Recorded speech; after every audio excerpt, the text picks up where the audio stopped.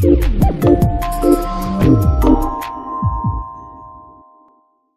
sommes dans l'ère en fait de la pédagogie en utilisant les outils numériques. Dans les outils numériques, nous avons l'hôpital virtuel, nous avons la simulation.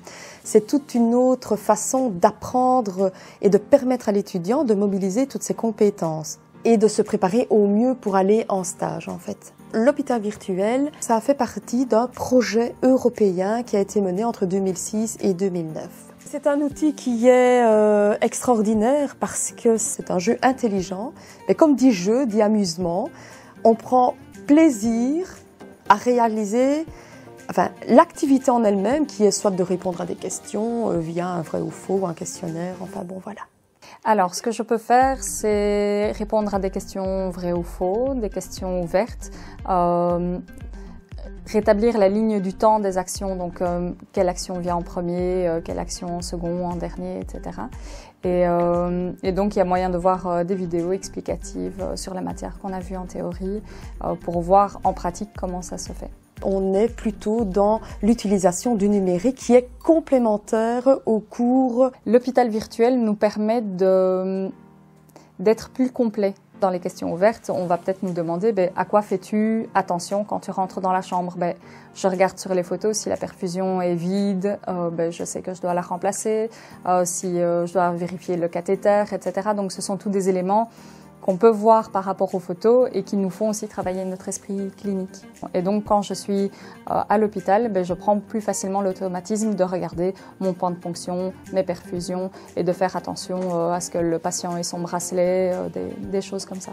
C'est amener l'hôpital au cœur de l'outil de l'étudiant qui est en fait son PC, qui est sa tablette, qui est son smartphone.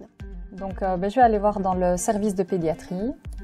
Voilà, les différents cas possibles, voilà, avec les différents patients. Et ici, j'ai donc sa chambre, le bureau infirmier et la bibliothèque pour avoir plus de renseignements si j'ai besoin. Donc dans le bureau infirmier, je vais avoir donc la transmission du matin, la transmission de l'équipe infirmière. Et comme ça, je vais avoir l'état des lieux, l'état du patient, ce qui a été pendant la nuit, ce qui n'a pas été. Je vais voir le patient et bien souvent, chaque patient correspond à une situation d'apprentissage. Donc ici, ça va être la réanimation. Je vais déjà voir les différentes étapes de la réanimation et puis j'aurai un quiz auquel je pourrai répondre pour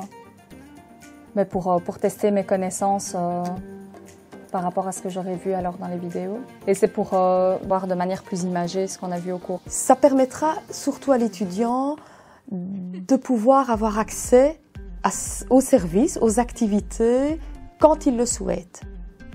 J'ai des étudiants qui se connectent à 1h du matin pour faire un exercice.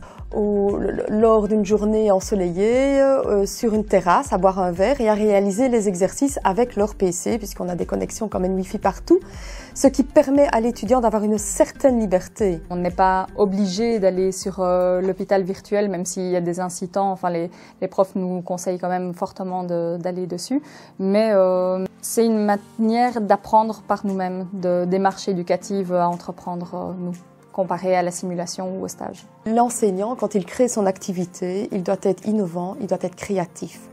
Ça, c'est très important. À côté de ça, il doit répondre à des objectifs d'apprentissage par rapport à sa matière qu'il a envie d'enseigner. Donc, on utilise des serious games, on utilise la réalité de terrain. Je pense que c'est bien de voir de manière plus concrète ce qu'on apprend en théorie. Et ça peut parfois être vague et ici, comme c'est expliqué par des vidéos et puis les questions nous titillent un petit peu et nous poussent vraiment à faire travailler notre esprit clinique justement, c'est un bon apport. On peut gérer plus facilement une certaine dose de stress parce qu'on est mieux préparé et qu'on fait attention à plus de choses, mais la pratique est vraiment essentielle en stage et le stress n'est pas comparable. Aujourd'hui, on est dans la perspective de lier vraiment l'hôpital virtuel avec la simulation, le laboratoire de simulation, de préparer l'étudiant à réaliser les activités en simulation préalablement sur l'hôpital virtuel. Et donc là-dessus, au lieu de demander à l'étudiant « tu étudies tel thème avant de venir en simulation », L'idéal est donc de lui passer une vidéo sur un thème, qu'il réponde à diverses questions, qui le permettrait de le préparer et de diminuer en fait son stress, mais d'augmenter en fait son bien-être en simulation. On est dans le contexte d'un projet de recherche actuel qui vise à équiper l'hôpital virtuel par un laboratoire d'analyse médicale, plus spécifiquement dédié à la préparation au stage clinique des technologues de laboratoire qui font partie de la catégorie paramédicale. Ils ont différentes salles représentant les automates, le contrôle de qualité et les différentes techniques abordées qui leur permettent de se préparer spécifiquement aux prérequis qu'ils doivent acquérir. Ils peuvent par exemple aller dans la salle des automates et aller chercher les automates qui sont présents dans le laboratoire dans lequel ils vont effectuer le stage. Ils peuvent donc aller spécifiquement dans la salle dédiée à cet automate et apprendre à connaître cet automate à travers d'images cliquables et à travers de petites vidéos. Nous préparons des exercices qui permettent aux étudiants d'évaluer les connaissances acquises. Cette idée nous est venue premièrement lorsqu'on a pris connaissance de l'hôpital virtuel qui existait et des difficultés que certains de nos étudiants ressentaient dans la préparation de leur stage. En fait, ils démarrent les stages cliniques en n'ayant pas complètement terminé les cours théoriques en relation avec ces stages. Donc, on a cherché un outil qui leur permettra de manière autonome et active de se préparer à ces stages. Une deuxième chose importante, c'est que les laboratoires de l'école sont des laboratoires où ils vont apprendre à réaliser les différentes analyses de manière manuelle. Alors que dans les laboratoires d'analyse clinique, tout est pleinement automatisé. Donc, il y avait vraiment un énorme gap entre la réalité du labo d'école et la réalité rencontrée en stage clinique, ce qui parfois causait presque un choc culturel à nos étudiants.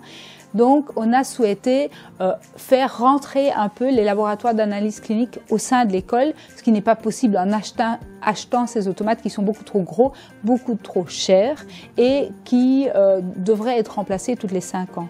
Donc, on a souhaité le faire de manière virtuelle. À terme, on aimerait bien créer un lien entre le laboratoire virtuel d'analyse médicale et les exercices de l'hôpital virtuel.